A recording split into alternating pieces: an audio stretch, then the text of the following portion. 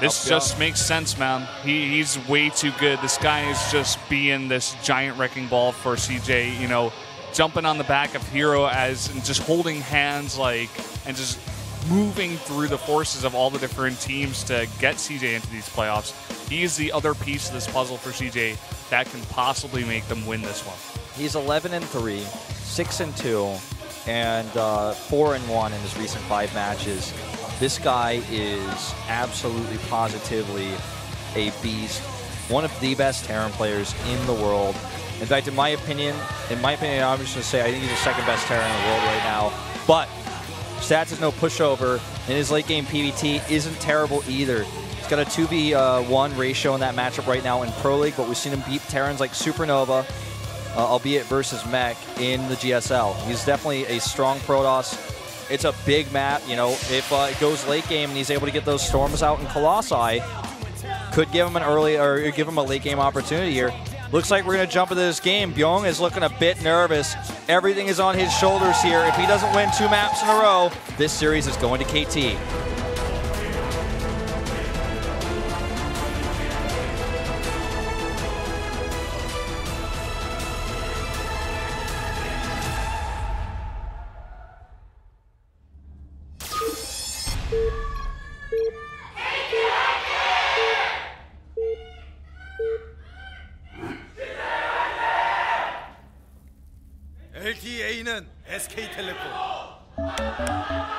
Up here in the top right in the red for KT Rolster, it is Stats.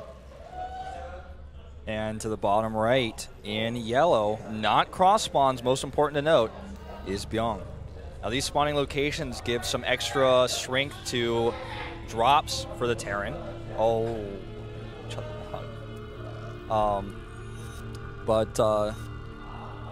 I'm just, there's a saying like they're gonna be cheering till the end. Yep.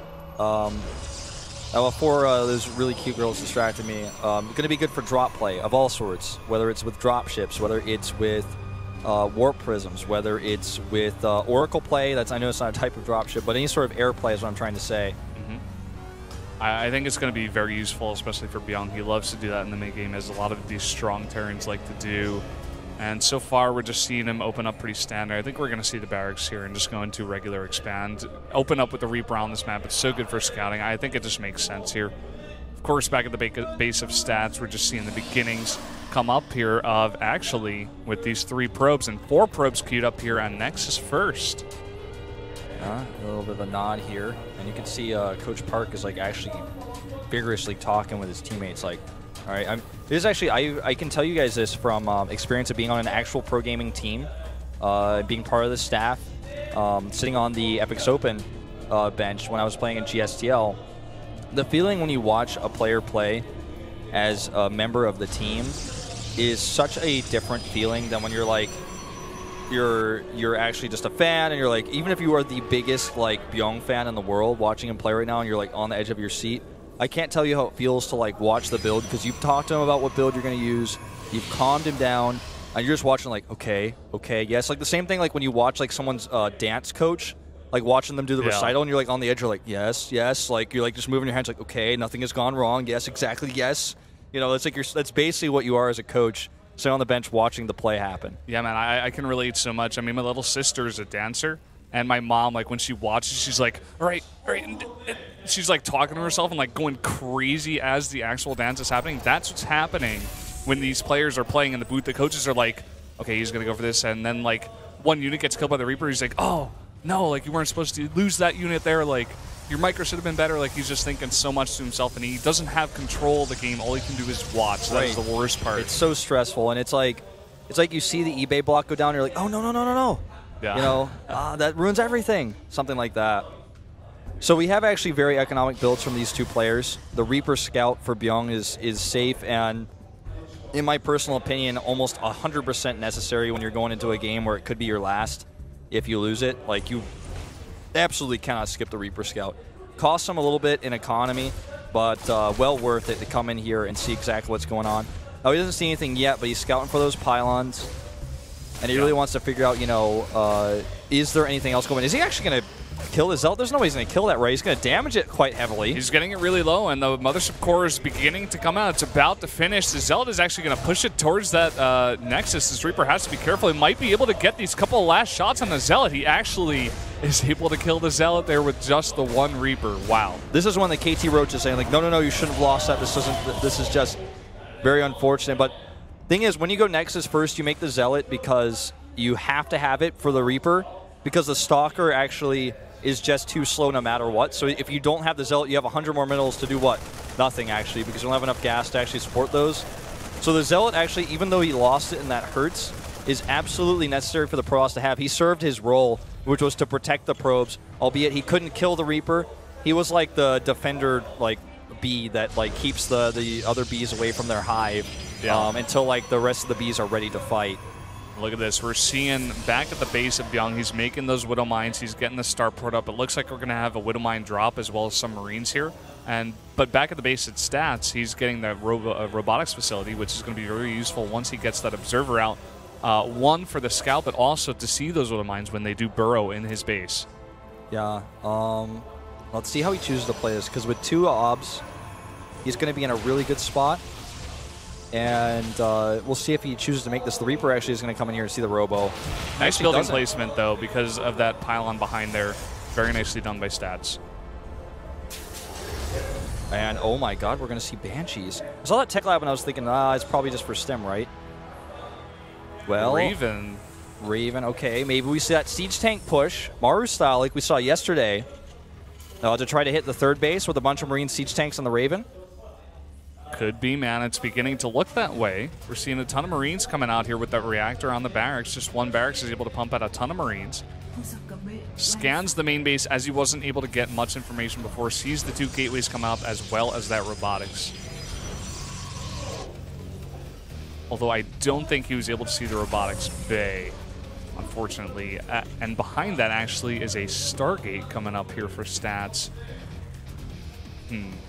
Adding some more barracks is, of course, Byung.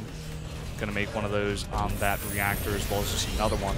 And once that Raven comes out, he switches that out. He's going to move that other barracks onto that Tech Lab. Of course, he's going to want that those infantry upgrades as well as possibly Marauders in the mix if he decides to go for that. Yeah, when we saw this with Morrow, he did get infantry upgrades with the Siege Tanks. Only made a few Siege Tanks. They were kind of the backbone of his army. And we also had, like... What we also had was, you know, a decent amount of bio and medevacs with his Vikings. The Phoenixes here coming out of the Stargate are pretty common against drop-heavy players like Byung because you can shut down drops almost infinitely with the Phoenixes, and then later they synergize with your Colossi, so that's why we see this. I don't think he's going to go Myung-Shik on this and go all the way. And actually, it looks like he's literally just gotten the Raven to deny scouting and to have PDDs. He's not actually going to be doing any sort of weird siege tank timing.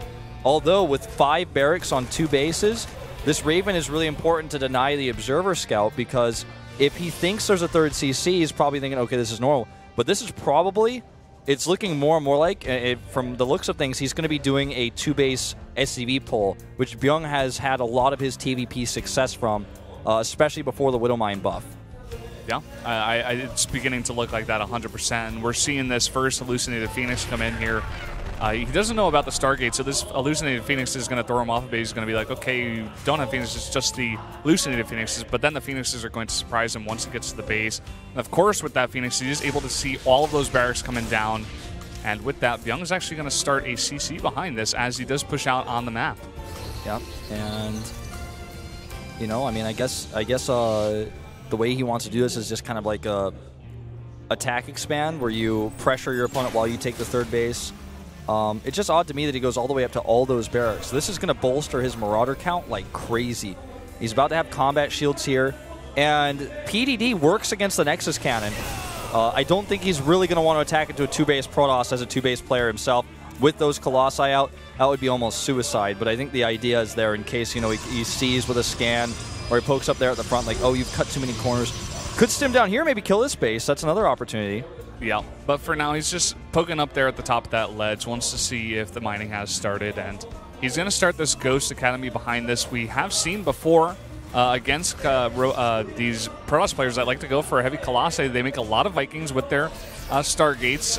He's going to snipe out that observer. And he makes 3 ghosts, and he pushes across the map with a bunch of SCPs on 3 base. We could see this happen once again. Yeah, the thing is, the third command center is this. It serves the same kind of purpose as the third Nexus does on that 3 base plus 2 Blink Stalker push in the PvZ, where you get a little bit extra mining as a Terran in this case. That's a one very big difference. But it also gives you extra mules, so that when you go for the attack, you have the mules at home to give you continued reinforcements. Stats is making a ton of cannons here, and I think he's going to be doing what we've seen him do a lot in the past, which is to actually go into Tempest on 3 base. He knows the possibility of dying to a push like this is there, just to make 3 cannons.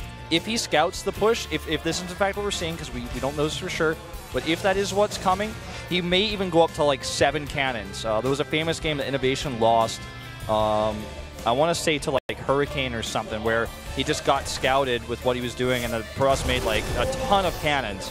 And that helps. It just gives you enough extra DPS, because cannons are basically overpowered with their ground-to-ground damage, but they can't move. That's, again, what I keep talking about with static defense. Just so useful. So much extra damage. Yeah. And he's adding 3 cannons.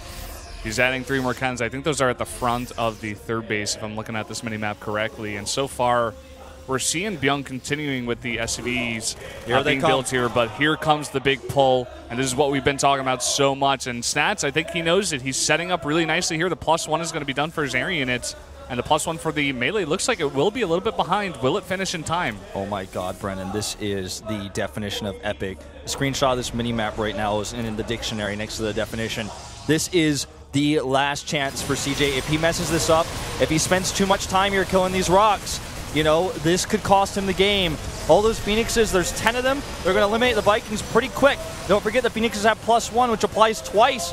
The Vikings don't have any armor right now. Upgrade advantage goes to Byung, and here we go! Double point defense drones and a ton of Phoenixes. The Phoenixes, though, doing a lot of damage. The point defense drones have gone down, but a nice concave here for Byung. It looks like he will push forward. The time warps are decent. Is it enough, though? A ton of Marines in here, and oh my god, there's no more support left for the Colossi. He's going to push forward and end this one. It looks like he may, man. The Colossi get EMP'd as well. There's too many Marauders here, and it looks like Stats is in dire straits right now. Can he micro and survive? I mean, he's got a lot of workers. He's got a lot of ability to warp in additional units. Now, more Phoenix is even being made here because he has enough money to do this. This Nexus will fall, which will limit his production a little bit. The problem is all these medevacs are still healthy, and they have a lot of energy, so this Terran Bioforce is going to back up to full in no time, and he has enough mules at home, like I was saying, to continue to reinforce. Yep, and the supply right now for Stats is dropping pretty hugely. We see the reinforcements that Stats is trying to pick off, but they're being rerouted to deny that, and it looks like he may just sandwich this with his forces after the Nexus. No, he's going to go right into the main base. He snipes another Colossus there, and that might be it. This other Colossus over here has no support. Yeah, I think he's done it, man. He just has too much momentum now. There's not enough production in the world that could allow him to come back here. Snipes a Viking. He's catching a few reinforcements, but can he really trap and isolate this army in here? He's trying his best with his Phoenixes, but Phoenix versus Mutas is nothing like Phoenixes versus Medevacs with Marine support. Looks like he will actually clean this up in the main base, but all of the worker advantage that he had is now gone. Worker advantage is really, really gone, but you know, he is able to snipe down all of those medevacs, which is going to hurt. And with more warp-ins over here at the third base, it looks like he will just barely defend for now, maybe. Oh my god, I can't even believe this. I thought he was going to be able to snipe down the rest of those units in there with this Colossi, but maybe just not enough. It looks like the economy is too good at home for Byung, man. He's just kiting all of these Zealots now, and after taking this out, well, I don't know. It's just so back and forth. These Phoenixes, if they have enough energy, they might be able to lift up, but it looks like it might just be too many units here for Byung. Yep, and lift ups here on those Marines. One Phoenix goes down here. He doesn't have a lot of energy, it looks like, but he's going to start fighting back. It's just that the economic damage is too great here, and he's not going to be able to buy enough time. GG! 2 days in a row, back to back. We are going to the last match, Game 7. Ladies and gentlemen, the ace match. This may be the most epic Pro League finals ever, or rather semifinals, playoffs. I'm going crazy right now, Brennan. The most crazy playoffs indeed it may just be. Byung has taken out one incredibly strong Protoss player. Will he be able to do it for the second, or Does KT have, in fact, a sniper in hand for Byung to deal with? They may just. We saw it yesterday with effort held in there for Maru for the last game. We cannot 100% say it's Zest. I think it will be him if they have not prepared anything else. But we're going to have to see. We're going to have to see. Stats now talking with the coaches. You know, he can't be too disappointed with this play. He was able to take out effort. That was a really nice game there. He did get the win that KT desperately needed there to stay in this one, but he has gone down now and left it here at 3-3, and it's going to be up to one last final KT player to possibly take down this new and improved CJ Antis team, which is slowly building a giant force like a snowball, man. All right, so let's do what we did